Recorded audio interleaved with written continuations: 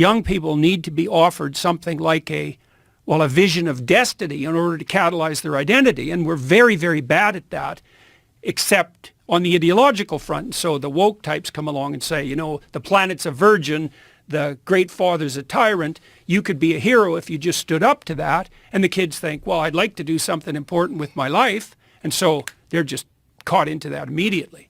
But because it's a one-sided story, a one-sided religious story is an ideology. And a great representation of that is what they've done with Greta Thunberg. Yeah, exactly. It's so funny, because I thought 10 years ago, we live in the delusion of a disturbed 13-year-old girl. How did that happen? And then, Greta Thunberg showed up, and I thought, oh, well, there we go. Now we've got the 13-year-old. I feel sorry for her, because she was chased into this apocalyptic terror that we're trying to enforce on all our kids. And then you think about her position, so now she's all afraid, and her mother's facilitating that like mad. And then, she announces her fear, her neurotic fear, essentially. It's driven by negative emotion. And, Macron says to her, oh my God, Greta, you're absolutely right, and bows. It's like, what the hell's a girl to think?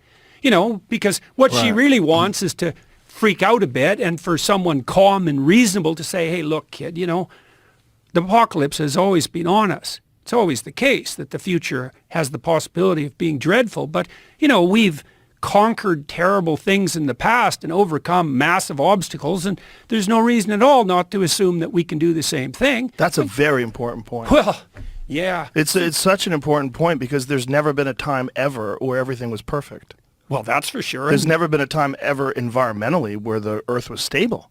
No. If you go, stable, currently you can kind of like guess what the weather's going to be. But if you look at like models of like thousands of years, it's never been flat. It's always been up and down, heats up. Well, the Earth was an ice ball many times. Many times. Yeah, so yeah, well. Randall Carlson was saying there's been times in our like distant past where the CO2 levels and the oxygen levels were so fucked up that we were close to losing all life on Earth. Right.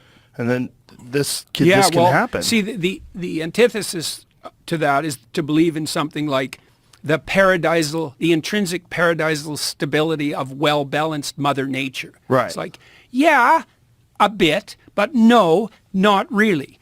There's a lot of variability, of course, that kind of variability, that's hard on people because you want a certain amount of stability so you don't die. Right, but it doesn't deny that human beings have an impact on this either.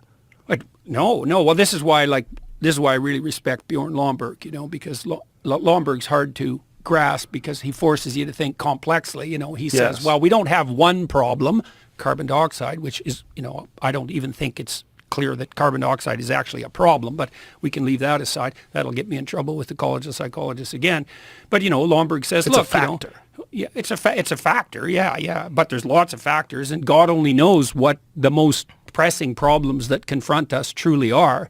When I wandered through the ecological sustainability literature about 10 years ago, and, I concluded a couple of things. One was that the best way forward to a sustainable planet is to make everyone who's poor rich as fast as he possibly can. And that's Lomborg's position, not to put limits to growth on, because it turns out if you get people above about $5,000 a year in average GDP, they start taking a long-term view of the future instead of scrabbling around in the dirt trying to get lunch, and you're going to burn everything up around you to stay alive if you have to. Right. But if you got a bit of wealth and now you can think over, maybe a 20-year period, which is quite the damn luxury, then you actually start being concerned about, the quality, the aesthetic quality of the local environment. And so I was so excited when I found that data because I thought, oh, this is so cool. It means that we could have our cake and eat it too. We could work really hard to provide cheap, reliable energy, at the lowest cost possible to the widest number of people worldwide. And the emergent consequence of that would be the whole planet would clean itself up.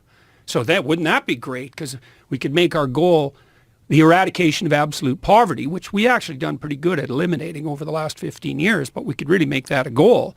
And then one of the consequences of that, inevitable consequences, would be a greener and healthier planet.